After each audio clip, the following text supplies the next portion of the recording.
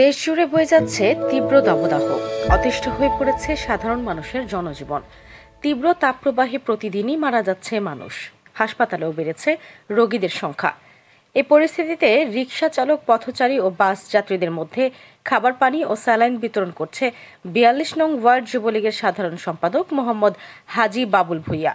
রবিবার ১২টায় ধোলাইপাড় মালিক সমিতির সামনে যুবলীগের আয়োজনে পানি এবং স্যালাইন বিতরণ করা হয়।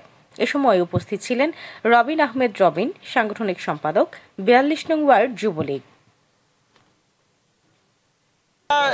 দীর্ঘদিন ধরে করছি, যেহেতু প্রচুর তাপদাহ, এই তাপদাহতে মানুষ বেরোতে পারছে না, দিনমজুর বেরোতে পারছে না। দিনমজুর, রাস্তায় খেটে খাওয়া মানুষ, রিক্সাওয়ালা, তারপর হলো ভ্যান চালক, রাস্তার পথচারী, তাদের জন্য আমরা সেই ব্যবস্থা করেছি। তাদের জন্য যদি একটু গুড়ের শরবত দিয়ে তাদের তৃষ্ণা মেটাতে পারি, তাহলে মনে হলো যে আমরা এই পরিশ্রম আমাদের সার্থক হবে।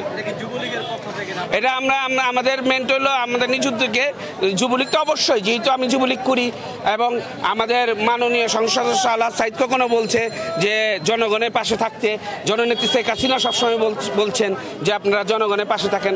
আমরা যুবলীগের কর্মীরা জনগণের পাশে আছি এবং থাকবো ইনশাল্লাহ। এই আয়োজনটা দেখতেছে সবাই উৎসবমুখভাবে পরিবেশ সৃষ্টি হয়েছে, যেমন ঈদের আনন্দ সৃষ্টি হয়, মানুষের আনন্দ সবার সাথে একত্রভাবে মিলিত হয়ে ঈদ উদযাপন করে।